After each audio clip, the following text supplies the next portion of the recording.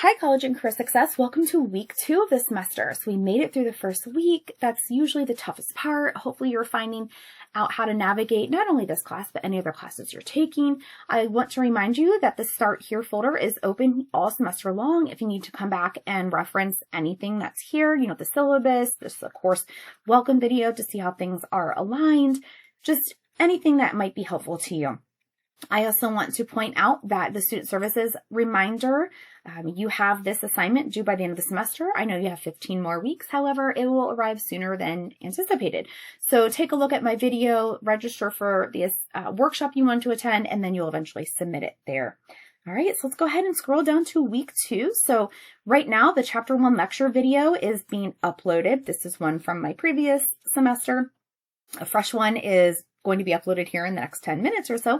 So I want you to either watch my lecture video, spend time in chapter 1 slideshow, or the textbook itself. The key is just engaging somehow so that you are comfortable and familiar with the content when you are ready to complete the week's assignments. So speaking of assignments, let's go ahead and take a look. We are in week 2, which focuses on chapter 1. Here's the snapshot. You do have a discussion post just like last week. You have to post your original response by Wednesday, 150 words. For your attendance, respond to 2 classmates by Sunday. Then you have 3 other assignments due Sunday. After we get through the first couple weeks, excuse me, you will not have as many assignments every week. It'll usually just be 3. The first couple weeks, there's just extra that we're starting off with. So everything right here is due Sunday as well. So let's go ahead and get into it. Down here, I'm in the assignment folder now. Excuse me, I'm so sorry. I'm recording lectures all morning. Let's go ahead and take a look. Chapter 1 discussion. So just like your week 1, we're going to hit go to discussion. And here it is. What will completing a degree do for you in light of your dream job? What will earning a degree mean to you and your family? So 150 words. Remember, if you're a little under, not a big deal. We just want to make sure that we're getting close to that number. Tell me, what is your dream job? That would be a great place to start.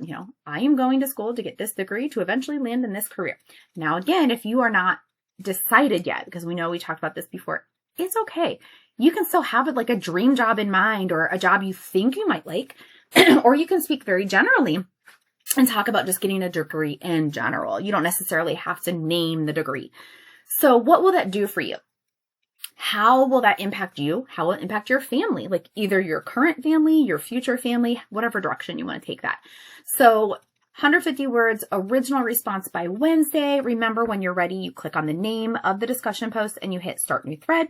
And then once you've posted, you'll get to see everyone else who has posted and you'll go back in and respond to 2 classmates by Sunday. So I want to emphasize when we respond to classmates, it's a meaningful response, meaning not just like, yes, I agree, or good job, or awesome, like a sentence or a question, or, you're comparing or contrasting or adding on or building into, whatever, just something. So it's not just real short and sweet. At least a sentence or 2 responding to 2 classmates. All right, so from there, you have 2 chapter 1 assignments. This first one is going to vary based on if you're a CCP student or if you have already graduated. And this is the assignment right here. It's 4 questions, and how you do this is totally up to you. On your page, it's not on mine since I'm not a student, but on yours, when you scroll down, there's going to be a place for you to, upload a file or to type in like that text submission, like comment area. You can do either one.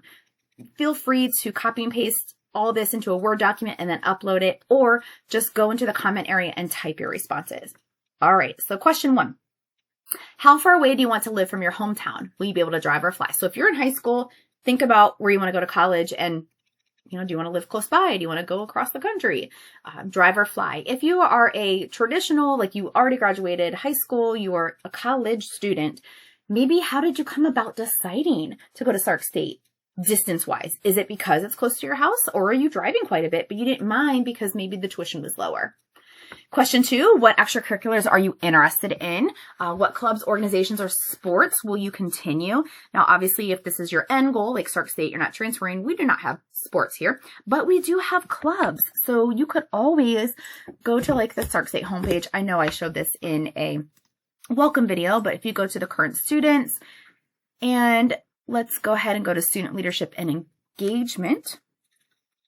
When we look here, we have student organizations. There's a whole bunch of them. So you can kind of peruse through there and talk about, do you want to do that? Or is there anything that you're doing right now that you want to do at a college level, whether or not we have it or not? Maybe you're going somewhere else eventually. And if you don't want to be involved, that's okay too. Just tell me that. Question 3 talks about the size of university or institution. Do you prefer a large with like a high student to teacher ratio? Some of I went to Ohio State for my master's degree. And I know that the undergrad classes there, you could be sitting in a classroom with 100 to 200 people. And so some people really like that because it kind of lets you blend in. Other people do not care for that. Or do you prefer a smaller institution? So for instance, at Stark State, our classes, for the most part, in person are capped around 20. So you have a little bit, not a lot of it, lower student teacher to teacher ratio. So think about that kind of, what do you prefer? And then question 4, if you're a high school student, a list of 10, colleges and universities. And you know what? Actually, I'm going to do this live time. I don't want you to tell me 10. That's too much. Go ahead and just tell me 5. We're going to change that. 5 colleges or universities that you're interested in. And Stark State can definitely be on your list. Or if you're not sure, you can think about, these are like kind of my dream schools. If you are currently here and this is not, you're not going to transfer, this is your associate degree and you're done, what other schools did you consider? Were there any other institutions that you thought about along with Stark State? So kind of a list of 5 institutions that either you plan on going to after high school, or that you're planning on transferring to after Stark State, or that you considered before you landed on Stark State. So I know I gave you like a lot of this or that, but it just really does depend on if you're a current high school student or if you have already completed your high school requirements. So submit that either through a Dropbox or typing in the comment area. Your next assignment is also called Chapter 1 assignment, but this is called, let me scroll back up, Differences Between High School and College. You'll come down here. It is a PDF. It's going to open like this, and it's one that you can type right in. So in here, in Chapter 1, it does talk about high school versus college. On the left are commonalities that most high schools have. And then on the right, you're going to write down, how is it different at the college setting? And it's okay. You might be like, I don't think it's different, or it's only a little different, and this is how it's different. So you're going to tell me, you type right in, tell me how it's different, the testing situation, the subject matter in teaching, extra credit, all of those type of things. And if you're not sure, go back into the chapter. There's a whole page, like a whole table that talks about just this. Whenever you're ready, you want to go to this upper right-hand corner though, and make sure you save this with your changes. If you don't, you're going to upload to me a blank document. So you need to make sure you tell it you need changes saved. All right. And then finally, your Chapter 1 quiz. This is your very first quiz. It is a Word doc, so you will open it up here. You do need Microsoft Word. I will say that when you are trying to do this through like Google Docs, it doesn't always compute very well. You can certainly try. You just want to make sure that all the permissions are there so that I can access it, because I often have students who send me their Google Doc link and I can't access it. They've locked me out.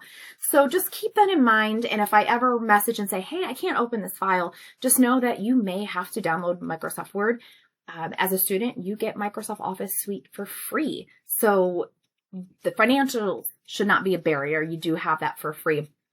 Sometimes also Chromebooks are not the most compatible. So just kind of be mindful of all of that. I'm sorry. I know it's kind of a headache. All right. So you'll download Chapter 1 quiz. It's going to open up into a Word doc, and here are your questions. You always want to respond in 2 to 5 complete sentences. I know it's a lot because sometimes there's multiple parts to these questions. So question 1 talks about motivation. It's an important factor, maintaining motivation, especially when you come up across obstacles. What can you do to design a plan to keep your purpose in mind? Basically, how can you stay motivated? How can you continue pushing through week after week if you start to lose that motivation? What's the plan that you have? Question 2 talks about transitions, like middle school to high school to college, single to married, whatever it is. Based on your experiences, how well do you manage transitions? What goes well? What could you have done differently? And how can you use that to successfully transition to college or transition into a new semester if this is not your very first semester? If your first few grades in college are lower than anticipated, what could you do? And remember, there are several areas of adjustment: emotional, academic, intellectual. How could you make sure that you adjust each of those areas? 4, this is focusing on high school versus college again. So it's kind of like your other assignment, just in one question. Given what you know, how would you evaluate if a student has successfully transitioned from high school to college? What are they doing? What are they knowing or saying or behaving? Like, what criteria would you use? And you can also consider, their emotional, academic, intellectual approach to things. And then finally, the textbook is designed to help you increase your self-awareness. Why do you think it's important to be self-aware? How can you use the course material to improve your self-awareness? And then you want to make sure you file save it, go in, and then you'll have a Dropbox down here. You will upload that file. All right, so just make sure, again, if you have any questions, I was just kind of scrolling through here, see if I need to point anything else out. I think we're okay. I do talk about Dropboxing a little bit in here, but if you have any struggles, I might just upload just a video just to show how the Dropbox process works. If that is helpful for you, it will be there for you. All right, if you need anything, please feel free to reach out. Let me know. Have a great week.